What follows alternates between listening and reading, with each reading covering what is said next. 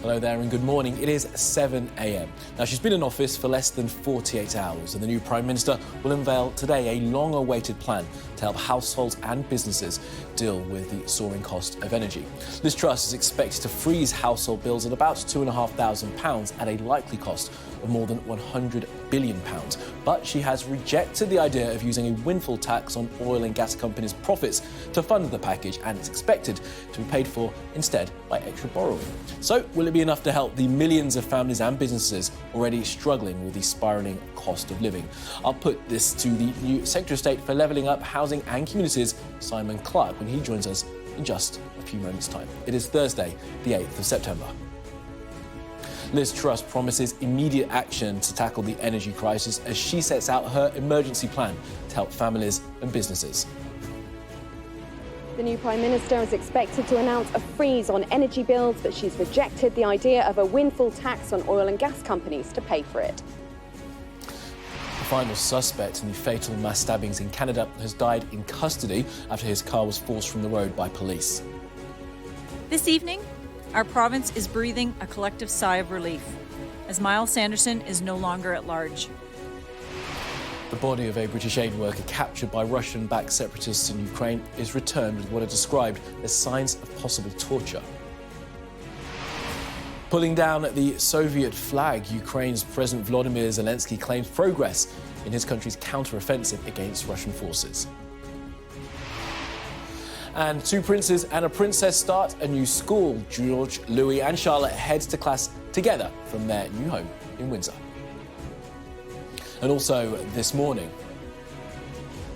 shot through the neck in Afghanistan at the age of 24. I'll speak to a former Special Forces soldier, Toby Gutteridge, about the day that his life changed forever.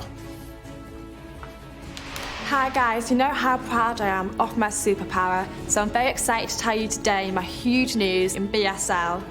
So here goes.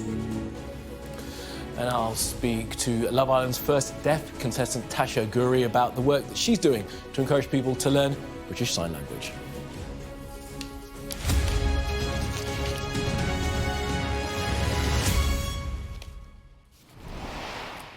Hello and good morning. The new Prime Minister will announce her multi-billion-pound plan to help households and businesses with soaring energy bills later on this morning. Now, in a statement to Parliament, Liz Truss is due to unveil a package of emergency measures for England, Scotland and Wales to support people through the crisis. She's also expected to set out plans to increase the UK's domestic energy supply.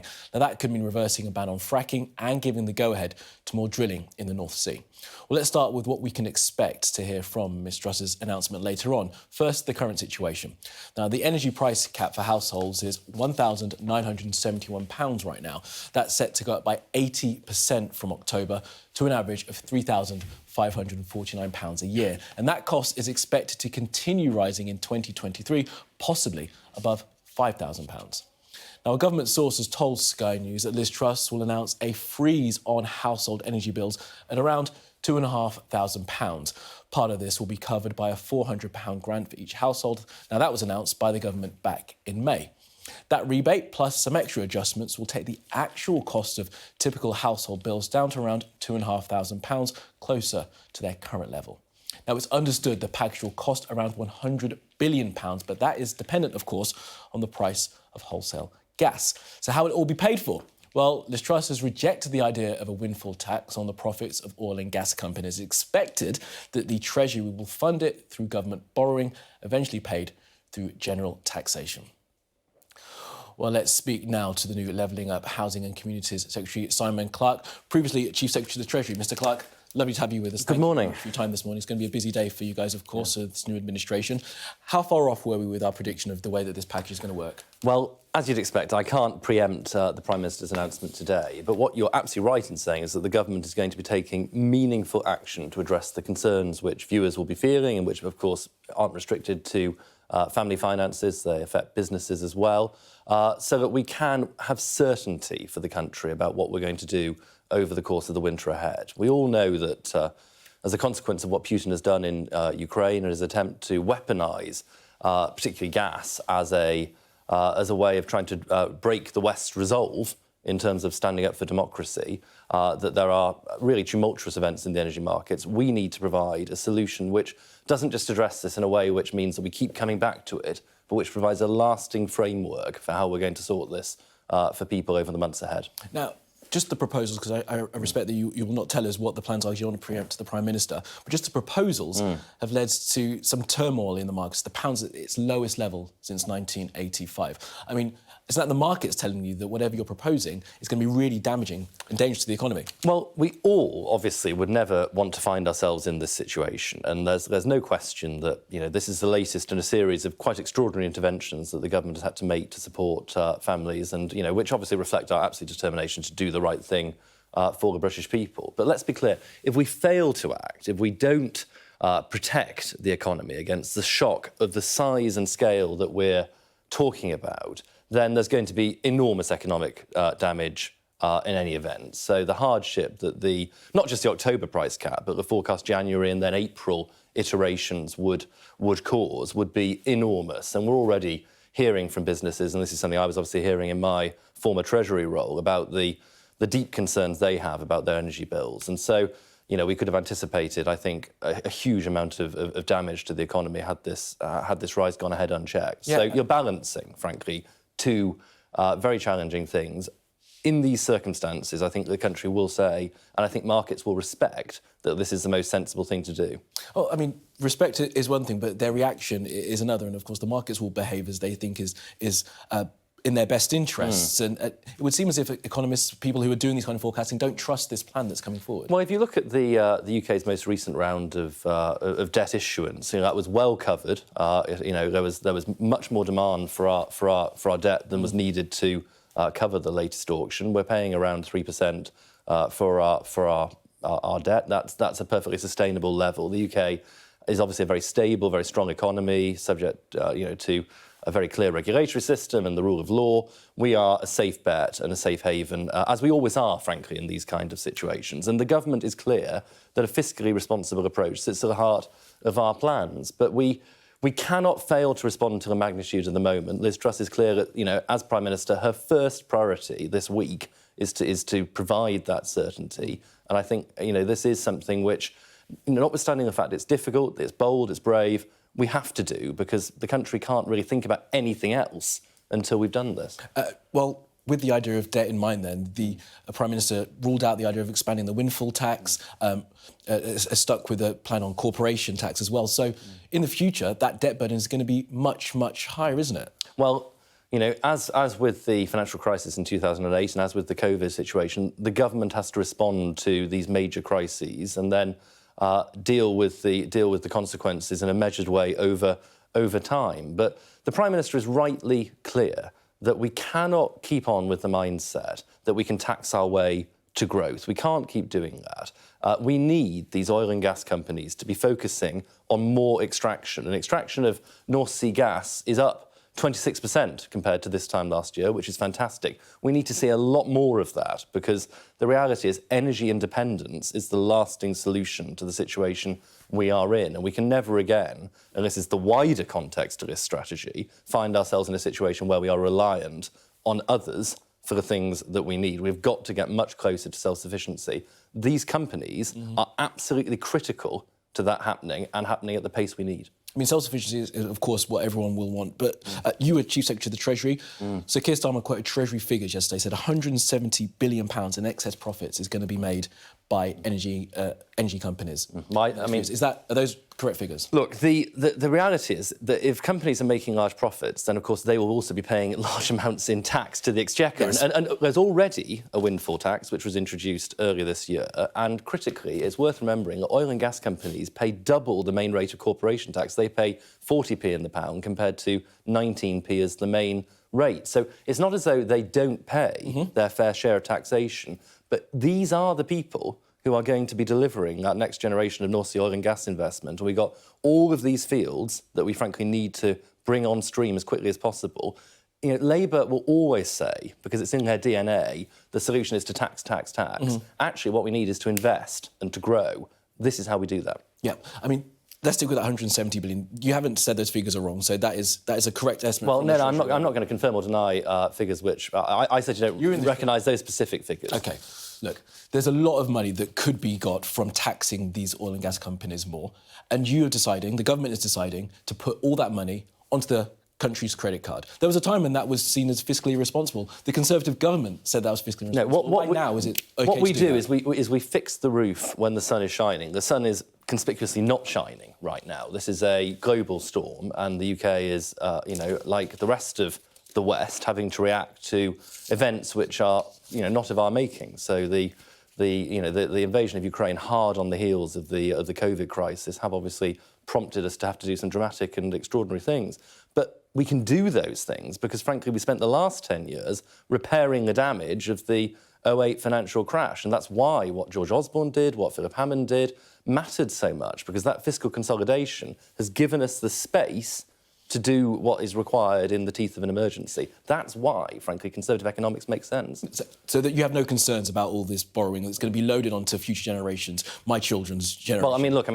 Well, we are all very conscious of this, and I absolutely believe that the state should live within its means, whenever possible. But you have to also balance what we're seeking to do here for the real economy in the near term against that challenge. We're comfortable that this is the right approach. Critically, what we cannot do is just allow this situation to play out without a decisive intervention. I think what we're seeing from Liz Truss's government is early, decisive intervention, which will provide a lasting framework, critically, so we're not coming back to this at intervals. It's not like you just won a general election. You were in government for 2 months. This could have come earlier in the summer. It couldn't, because there wasn't a government with a mandate to do this. And I'm afraid, as a result of the situation we faced over the summer, you just said how we've only now got the chance to govern. You just said how extraordinary the situation is, so you could have done something earlier in the summer if you chose. I'm afraid to say we weren't in the position to do that. We're acting today before that price cap comes in. Let's just move on to your new brief, Levelling Up and Housing Minister. Just what is Levelling Up and what does it mean to you? What is Levelling Up? Levelling Up is the delivering of opportunity to all parts of the country. And the reality is I represent a constituency up on Teesside in the northeast, and the communities I represent are proud, are passionate about their lives. But let's be clear: the opportunity in places like Loftus or Middlesbrough is not the same as it would be here in Westminster, and we have got to close that gap. We've got to close it through infrastructure investment. We've got to close it, above all, through economic growth, and the delivery of more enterprise, more economic opportunity is the absolute key to levelling up, and that's what I'm determined to help deliver. Opportunity delivered through fracking in people's neighbourhoods? I mean, we know how unpopular fracking is with many communities. Well, we have to look at all forms of energy extraction, and this again leads us into the discussion that the Prime Minister will be opening up as part of her announcement today. But look, if we want energy sufficiency, we have to look at every source, including clearly new nuclear, more renewables, and there's fantastic news going on with technologies like offshore wind, where the price just keeps falling. But yeah, we also ought to look at technologies like fracking. We have to do so in the most sensitive possible way, with community consent at the absolute heart of our policies. But there is a balanced approach to this question. The net zero commitment that the government has made by 2050 is critical. It's something that I helped to push for when I was a backbencher. It's something which I passionately believe unlocks, frankly, the greatest energy security as well as economic opportunity. But in the near term, we need all kinds of gas as a transition fuel, and that's something the Prime Minister will be saying more about later today. Move on to just one last thing. The new cabinet, you're a new member of this cabinet, you're in the old one as well, but we'll stick with this new cabinet. Now, why did you vote against expanding same-sex marriage in Northern Ireland in 2019? I made that choice because, candidly, I believe in devolution, and the situation we faced in 2019 was that we didn't have a functioning assembly in Stormont.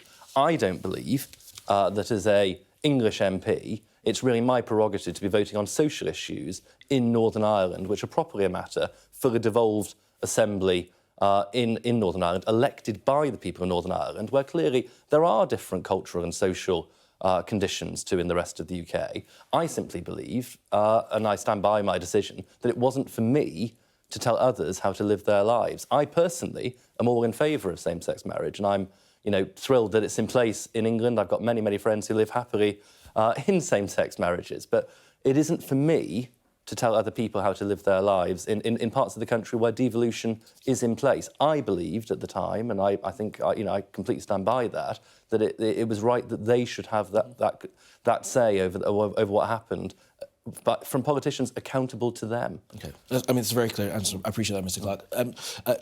Just fine, let's go back to fracking as well and the net zero commitment. So if you do expand fracking, more extraction of gas from beneath the earth, how are we going to meet those net zero commitments? Well, we're absolutely clear that net zero, as I say, sits at the heart of our policies. And, you know, we've got to use gas as a transition fuel. By 2050 still? Yeah, by 2050, absolutely. There is no resigning from that commitment. We've just got, you know, wonderful new advances like the Hornsea 2 offshore wind farm, which is the largest, I think, in Europe, and that's going to power 1.3 million homes. That's just gone live. We've got the big decision which has just been taken on Sizewell C, the new nuclear power station. But, you know, we cannot avoid the reality that gas from Russia has underpinned not just Britain but Europe's wider energy strategy. That dependence has left us desperately vulnerable. It has to end now, and in the interim, we have to make sure that we're using all available sources of domestic fuel. I think the public would think that's the only sensible thing to do. Okay, Simon Clark, really appreciate your time this morning. Thank you. Thank you. Busy day for you, thank you. All right, now, as the Prime Minister plans to tackle the energy crisis, of course, that story is featuring on the front page of most of this morning's newspapers. We'll start with the front page of The Times, which reports on what it says will be a £150 billion scheme to freeze energy bills for 2 years. The Guardian now, which suggests that Liz Truss's plan, thought to involve a cap of £2,500 until 2024, is an attempt to help bring about unity within the Conservative Party. The Mirror welcomes news of the intervention, pointing out Ms Truss is against the idea of a windfall tax, as we just heard from Simon Clark there. The Daily Mail leads with the PM's prospective policy, calling it Liz's energy revolution, while the Express says that she wants to be seen as a woman of action. Now, still to come on the programme, at 20 to 8, we'll be joined by Tim Farron, the Lib Dems Rural Affairs spokesperson. And we're going to speak to the Shadow Climate Secretary, Ed Miliband, as we get ready for the new Prime Minister to unveil her plans to deal with the energy crisis. And the Resolution Foundation is warning that disposable household income is set to plummet by 10% this year. I'll be speaking to their chief economist. Now, many people around the country are already struggling to make ends meet, with food banks across the UK reporting an increased need for their services. Well, let's bring in Saba Chowdhury, who's joining us from a food bank in East London. Good morning to you, Saba. Nice to see you. So just tell us, how are the guys doing there, and how much of an increase in demand have they been seeing?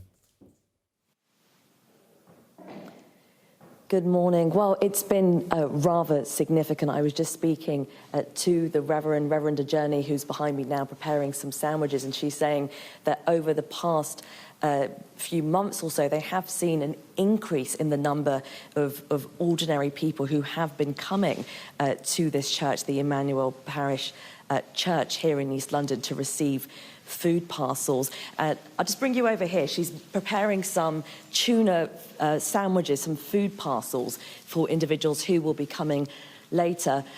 Reverend Ajani, thank you so much for joining us on Sky News. Tell me a little bit about what it is that you're doing and who it is that you guys here are aiming to help. Yes. Well, every Thursday morning we come to the church and we make sandwiches and food parcels. We pack all foods that we have. We get donated from the community, be it business people or local people, and we make up food parcels and hand it out to the homeless or people who are finding it difficult to cope with the cost of living. And we have seen an increase and intake of people coming in, especially since the prices have gone through the roof, and they complain to us that they're unable to cope.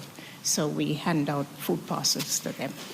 And very briefly, you were telling me that it's now more people who are struggling with their food shop and their energy bills, yes, as opposed to homeless people, which you were seeing more individuals who were without homes before the war in Ukraine, before the bills went up. And how has this time period been for those individuals that you meet here every day? It's quite difficult for them. It's quite challenging. They complain to us that they have so many children and their family is, of XYZ. And, so so many numbers, and they come for not just 1 or 2 sandwiches. They may want 4 or 6, and they also want bread, and we also give them other food stuff that we have as well. Brilliant. Reverend Ajani, thank you so much, and it's fantastic work that you guys are doing here at the church. Now, we don't know the details as of yet of what Liz Truss's package will look like, but what we do know for sure is that places like this are only going to get busier. All right, Saba, for now, thank you so much. Now, police in Canada say that the final suspect in the mass stabbings in Saskatchewan has died while in police custody after officers forced his vehicle from the road. Miles Sanderson was found near to the town of Rosthern 4 days after a series of stabbings which left 10 people dead and 18 injured. Our US correspondent Martha Kellner reports. By the side of a motorway in a remote corner of Canada, the moment 4 days of terror came to a dramatic end.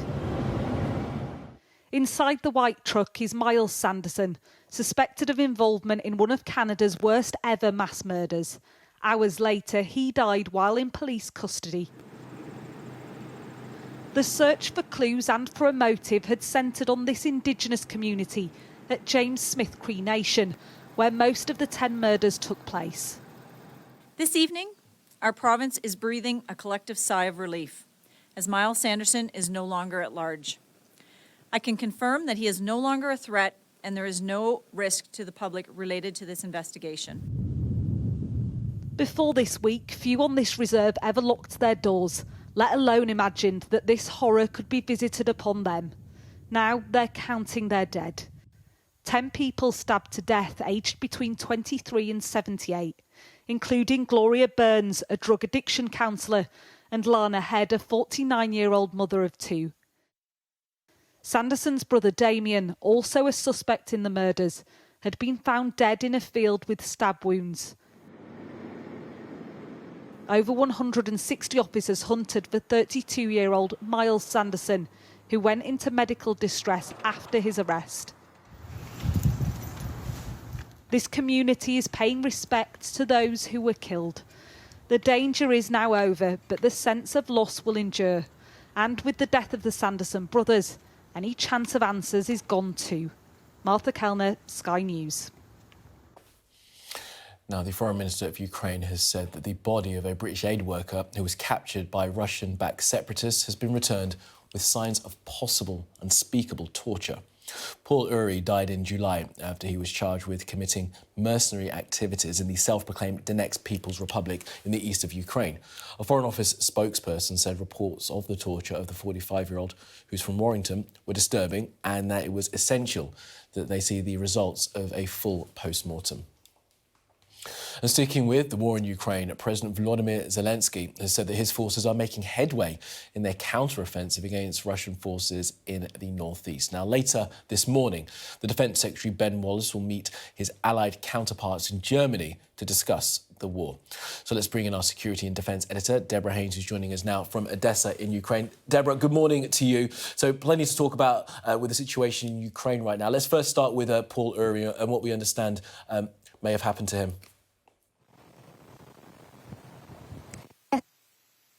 The Foreign Minister, who yesterday tweeted had been returned of Paul Uri, and it showed signs of possible unspeakable torture. His mother has since spoken out, talking about how there's murderers attacked her son, and the Reuters news agency is reporting that the Russian ambassador to the UK has been summoned to the what's happened to Paul, and the new Prime Minister has also expressed shock about these claims. Russian forces have been accused of, unfortunately, torturing and not just prisoners but also civilians during this war. So it will be very important for exactly how he died. It's a shame there. Deborah, we'll come back to you when we can establish a better sound connection. I mean, you're in a war zone after all, but I do appreciate you for that. We'll come back to you later. Now, let's take a look at some of the day's other headlines now, when health bosses are warning that the coming winter will be the busiest on record for the National Health Service. In a letter to the new government, they say that staff shortages and rising energy bills will add considerable pressure to an already stretched service. They say that urgent action is needed to help with frontline workers. The police watchdog has confirmed that no firearm was found at the scene where a man was shot dead by armed officers in South London on Monday. Chris Cabba was 24. His family have called for an immediate criminal investigation into the conduct of the officers involved in his killing. In a statement, they said if Chris had not been black, he would have been arrested on Monday and not had his life cut short. Now, the Queen has postponed her Privy Council meeting after doctors advised her to rest. The 96-year-old monarch will remain at Balmoral in Scotland, where she appointed Liz Truss as the new Prime Minister on Tuesday. The palace has previously said that the Queen has ongoing mobility issues.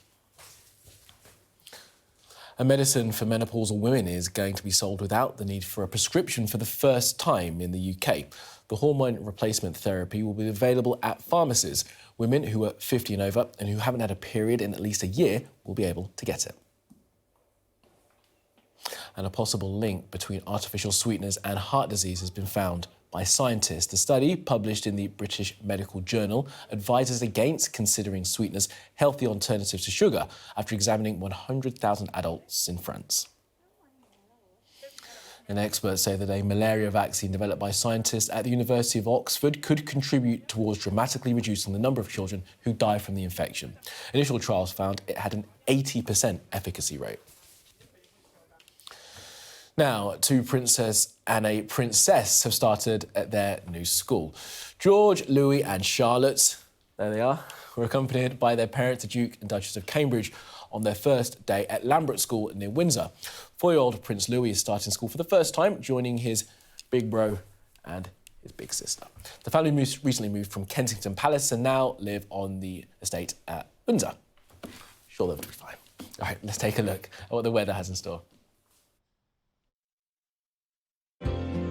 Warm memories wherever you go. The weather, sponsored by Qatar Airways. Low pressure is keeping things unsettled with strong winds at times and spells of heavy and thundery rain. It'll be fairly mild at first today, but for many it will be fine. But there will be for some heavy showers around mainly over eastern Scotland and the south. Northern parts can expect some fog, while the far north will be dull and damp. The weather, sponsored by Qatar Airways. Well, the premiere for the new movie Tickets to Paradise was held in Leicester Square last night, and the A-list actors who star in it were in attendance. It's directed by Ol Parker and is a rom-com about two badly behaved people. Well, the stars spoke to our entertainment correspondent Katie Spencer about the film and their advice for the UK's new Prime Minister. I thought of this as a drama. I thought this was really trying to depict some of the horrible things that are going on around the world. Do you have any advice for our new Prime Minister? It's a bit of a gear change. Well, isn't it day one? Yeah. So, well, we as we always say, you wish the best, because there's a lot of things coming up, a lot of big issues coming out, and a lot of financial worries for the whole country. So we all hope that she does her best, and we hope that there's some great luck in it, because it's a tough time for everybody. Well, this is no women to be terribly clever, don't we, George? Our top stories this morning. The Prime Minister is set to announce her plans to help households and businesses with soaring energy costs. Police in Canada have confirmed the final suspect in the recent mass stabbings has died after officers rammed his car off the road. Ukraine's foreign minister has said that the body of a British aid worker who was captured by Russian-backed separatists has been returned with signs of torture. Now, the new Secretary of State for Levelling Up Housing and Communities has insisted this morning that the government can't tax its way to growth. Looking ahead to the PM's announcements today to tackle the energy crisis, Simon Clarke rejected the idea of an increase in the windfall tax on oil and gas companies and said that the UK needs to get much closer to energy self-sufficiency. The Prime Minister is rightly clear that we cannot keep on with the mindset that we can tax our way to growth. We can't keep doing that. We need these oil and gas companies to be focusing on more extraction. And extraction of North Sea gas is up 26% compared to this time last year, which is fantastic. We need to see a lot more of that because the reality is energy independence is the lasting solution to the situation we are in. There's a lot of money that could be got from taxing these oil and gas companies more. And you are deciding, the government is deciding, to put all that money onto the country's credit card. There was a time when that was seen as fiscally irresponsible. The Conservative government said that was fiscally irresponsible. No, now is it okay? What we do is we fix the roof when the sun is shining. The sun is conspicuously not shining right now. This is a global storm, and the UK is, like the rest of the West, having to react to events which are, not of our making. All right, let's bring in our political correspondent, Amanda Akas, who's joining us from Downing Street. Good morning to you, Amanda. So, Simon Clarke, they're basically saying this is all part of a big plan from austerity years up to now, that this was to make sure that the government had the money should a huge emergency confront them. Well, yes, and after a summer of fear where households up and down the country have struggled to work out how they could possibly afford to pay average bills going up to £3,500 in October, maybe £5,000 in the new year, finally the government is responding. And for Liz Truss, in only the second full day of her premiership, this really is a defining moment. We're anticipating the cost of this big package of support could be more than £100 billion, paid for, as you say, by borrowing, a real kind of break with the economic orthodoxy of recent years, and indeed also involving a freeze on energy bills, something which earlier on in the campaign, when it was proposed, Liz Truss was quite dismissive of. As we heard from Simon Clarke there, though, he said the magnitude of the situation means they basically have no choice but to act. He said this was a difficult, bold and brave decision. Now, we're going to be getting more details in Parliament around 11:30 about how exactly this can work. But I think, as we heard from the Secretary of State there, the team are really trying to couch this in the terms of the geopolitical context of the war in Ukraine and the pressure on gas prices caused by Russia's actions there, and really trying to say, well, this is the short-term solution to help people this winter, but in the long term, we need to work on our energy security. I think that will mean looking at freeing up the rules around fracking, potentially more licences to drill in the North Sea. All of that also very controversial. And I think overall, while there is broad consensus that urgent, big, major action is needed on this, there is real unease, particularly in her own party, about the approach they're taking. We've had a summer of warnings from Rishi Sunak and his team about the inflationary impact of borrowing. We know the pound has plummeted to its lowest level since the 80s, a real indicator of the huge challenge ahead. OK, Amanda in Downing Street for now, thank you. Now, businesses around the country will be watching today's announcement very closely, with many reporting that their energy bills have doubled, tripled or shot up even further. A new research from the Federation for Small Business has found almost all small firms are concerned about the steep rise in costs. Well, joining me now is their National Chair, Martin McTague. Good morning, Martin McTague. Thanks for coming in with us. So what do you want to hear from the Prime Minister today? Well, we're looking for a package that matches the scale of the problem. I mean, I've been in business for 35 years and this is about as bad as I've ever seen it. There are businesses literally hanging on by their fingernails. You know, the cash is running out. They know that in October, something like 60% of businesses are faced with renewing their energy contracts. And for many of them, that will be a disastrous new contract.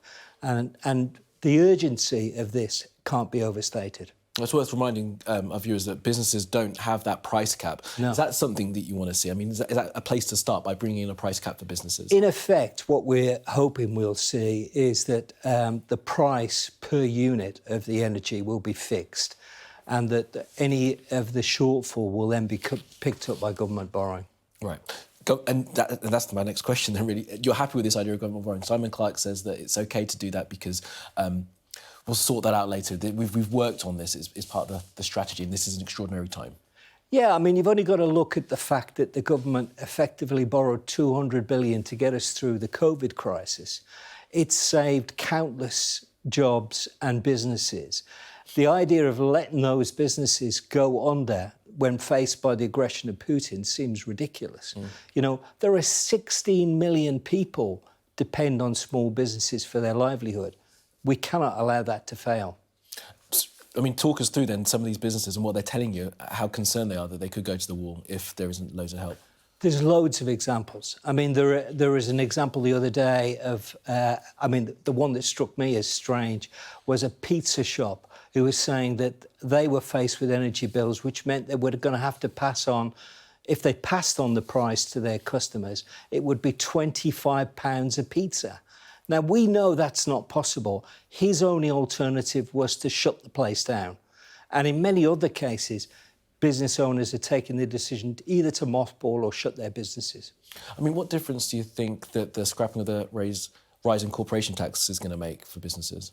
That's not a major problem for most small businesses.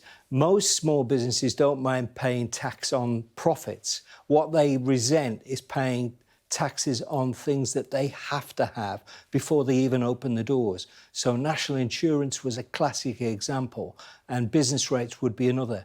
So there's encouraging signs from the Prime Minister that she takes those issues seriously and she's going to correct them. Now, there is some reporting that you might not actually get all the details of the business package today. I mean, that's going to leave many businesses still quite uncertain, isn't it? Yes, it is. And it's a worrying time. I mean, literally, there are only a few weeks left before they're going to be faced with these essentially make or break contracts. So I think the government does recognise the importance of acting quickly, and I only hope it's quicker than they're saying. Is there going to be some kind of complication with businesses? Because obviously small businesses are one thing. I guess it's judged on the number, what is it, profits, turnover, the number of staff that you... It's usually the number of staff. Right. So, but some small businesses, I guess, would be quite energy intensive. So There's going to have to be some quite clever work done here to make sure that this is equally distributed, right? Yeah, it's going to be complex, but the biggest divide in this is that bigger businesses can hedge. They can buy forward, and that isn't an offer or available to small businesses. So what we're talking about here is helping those vulnerable small businesses that are not able to hedge and find a way that can keep them alive. I mean, it sounds like you're saying specifically for businesses with under a headcount of, like 25, 50, to have a specific package in place, and larger businesses a different kind of help? Normally the threshold is about 50. When they offer packages of this type, it normally applies to businesses under 50. But small businesses are defined as businesses under 250.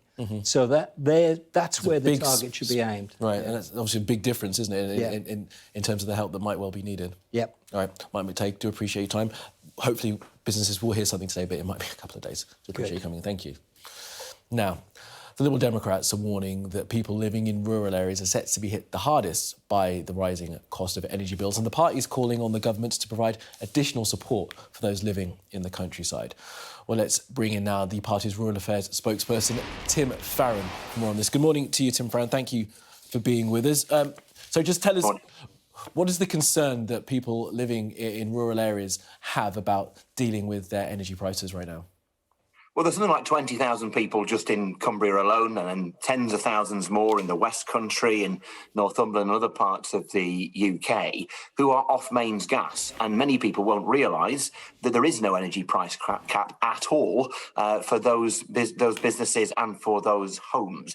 So in Cumbria, it is reckoned that even with the rising price cap, if that was to continue, that your average household on off mains gas, on liquid fuel, would be maybe £1,000 to £2,000 a year worse off even than the worst off household on mains gas. So to bring those homes into the tent of protection, so to speak, in the first place, and then to make sure that the cap is set no higher than for those majority of people in this country who are on the mains.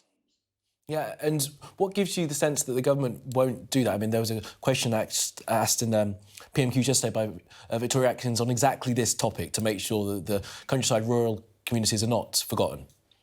Well, maybe they will, but there has, of course, been a pattern over the last few years of the Conservative government taking rural communities for granted, whether it be over sewage being dumped into our lakes or the cuts to farm payments or the simple underfunding of, for example, GP surgeries in communities like mine. So they would be following a pattern if they chose not to intervene today to help rural communities that are off the mains. But they might, and I'll be very, very much at the front of the queue to welcome it if they do. Obviously, one of the major concerns for us is that has an impact on businesses. Many people in rural communities aren't just living in their homes, but they're working from their homes, whether it's in farming or hospitality, tourism, or other parts of the economy. So this has a huge impact on people's ability to make a living, to create jobs for others, as well as just to keep themselves and their families warm and to run a home.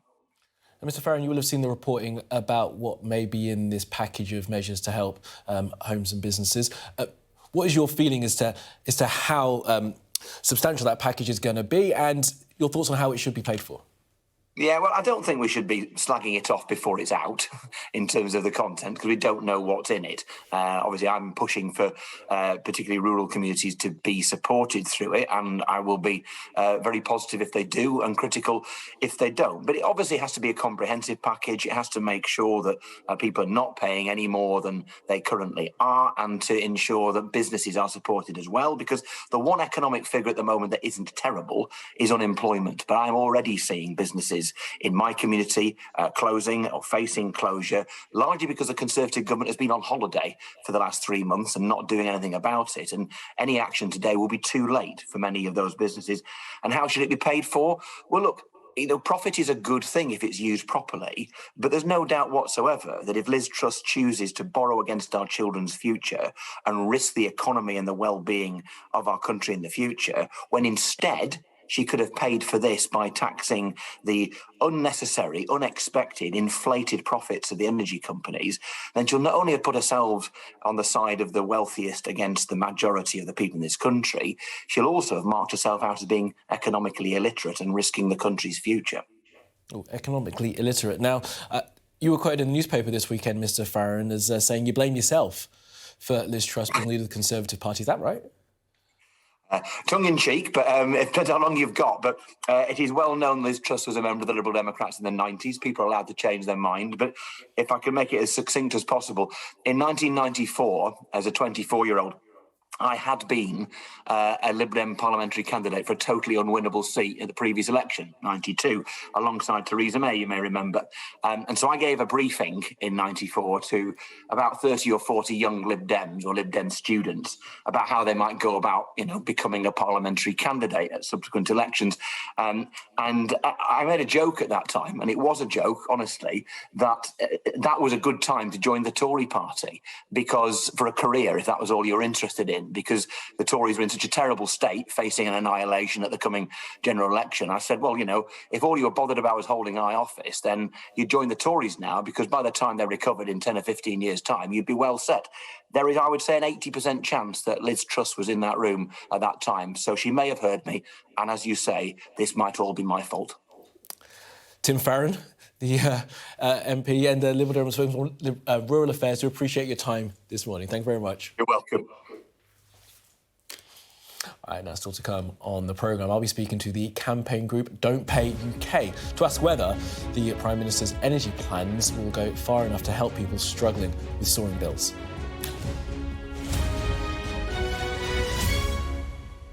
Welcome back. More now on our top story this morning, with the Prime Minister expected to unveil a major package to help with soaring energy bills. There's a campaign group called Don't Pay UK, which has been calling for people to boycott paying their bills altogether from October unless they're cut to an affordable level. So will the PM's plans set out today be enough? Let's bring in one of the group's organisers, Lewis Ford, who joins us now live. Lewis Ford, good morning to you and thanks for being with us. So what kind of level would bills need to be cut to for Don't Pay UK to say that'll be right and for them to then pay their bills? So we're calling for 2021 levels, so back to April of last year before our 54% increase. OK, so it's probably not going to get near that, is it? It doesn't look like it at the moment. I think looking about £2,500. So, fuel poverty is classed as 10% of your household income. So, average income, 25 grand. So we're still looking at, a lot of people are going to be completely unable to afford this. We've got a lot of people in fuel poverty already with the current prices. So, yeah, we're still going to see a lot of people struggling from this, I think. And you'll still be campaigning then at that point, after we hear the announcement today, for people not to pay their bills come the 1st of October? It's looking that way. If the announcements that have been rumoured are coming, then yeah, I think so. And we're not just campaigning to stop paying bills. We're also building up local community support networks, things like mutual aid, in order to help people this winter who are going to go without energy and who are going to struggle. I'll come on to a bit of that work in a moment, but let me just get this right. Are we still at the threshold that you guys are waiting for 1 million people to join the campaign before you say don't pay your bills? Yeah, so the most important thing for us really is the number rather than the date. So, we know that 200,000 people so far have, we've been heard. These demands have drawn the attention of this government, and things are being done. So we think with 1 million people, the pressure that would apply, we'd be able to get to these more affordable levels. Yeah, I mean, this is the first time that I've been able to speak to you guys. Does it feel like people have stopped joining up to this, or are you happy with the numbers that are still joining up to the campaign? We had 25,000 people sign up on Tuesday, so we're still seeing the number going up. I mean, I've got the ticker open on my other screen. I can still see people joining as we speak. I mean, but you know the dangers of people not paying their bills, don't you? They'll be cut off and they could end up being put onto what, for many, will be a punitive prepay meter. Yeah, and I think that's the point, isn't it? People are on prepayment meters, and the people that are typically on these prepayment meters are those who have been unable to afford their bills, and yet they're put on, excuse me, they're put on a tariff that's more expensive than your typical tariffs. And then if they can't pay, they get cut off, no matter the situation. With, I suppose, your more traditional payment plan, you can negotiate with your provider when you can't afford, and they don't cut you off. Whereas prepayment meters are a punishment, really, aren't they, for not paying your bill? Well, it's a little bit more expensive for people when they're on those prepayment meters. Lewis, just tell us about your situation. What led you to join this movement, and not just join it, but be a regional organiser? Yeah, I think it was just a accumulation of just seeing my wage get squeezed, and every time I felt like I was doing better, there was just something behind me. I'd get a pay rise, the prices would go up. We saw our shopping bill. I've got 2 young children. We see our bills go up each month. We do a food shop, and then we do the same food shop the next month, and it's more expensive. And then we're paying £350 for our energy bills since April, and yet they're now saying that we want us to pay £550. And if we do that, then we're still going to be in debt next year. So, I saw the Don't Pay campaign via social media, and it was spoken about, and I just looked into it, and it, a collective action, a collective movement like this feels like the only way we can really make this kind of change. It's the only way we can get listened to. Individually, we don't have the power that we probably should have in this kind of democracy, but together we can actually do something. And Lewis, I would never tell you how to live your life, but I mean, there are other ways, I guess, to save money in the household, aren't there? Have you thought? And I guess you've been through all of those things. We've done everything. I mean, we're with Octopus Energy, and they've been quite good at kind of sending us tips on how to save energy. We've been doing anything we can, really. Reducing the amount of washing we do. Not using the tumble dryer. There's all kinds of like little things you can do. Jumpers on during the house. We've not even seen the full effect of what this is going to be like yet, because we've had quite a warm summer, and our energy usage is still at nearly £200 with all of these little savings. So yeah, I'm a little bit worried for winter and what that's going to bring. And you've got a family, Lewis, as well, yeah? Yeah, 2 young children, just about to get ready to do the school run, second day back. All right, well, I wish you all the best, Lewis, all right? Thank you very much, a regional organiser from Don't Pay UK. Thank you. All right, let's take a little look at what the weather has in store. warm memories wherever you go. The weather, sponsored by Qatar Airways. Now, low pressure is keeping things unsettled with strong winds at times and spells of heavy rain, some of which will be thundery. It is fairly mild at first today, but it'll be fine for many.